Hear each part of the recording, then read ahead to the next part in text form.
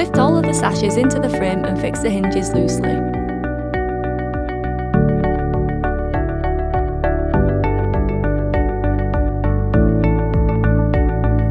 The sashes should be fixed approximately 31mm from the outside edge of the frame to the gasket on both sides so that the sashes are equal within the frame. Once these measurements are correct, you can fix the hinges firmly into position. Apply gasket in between each hinge.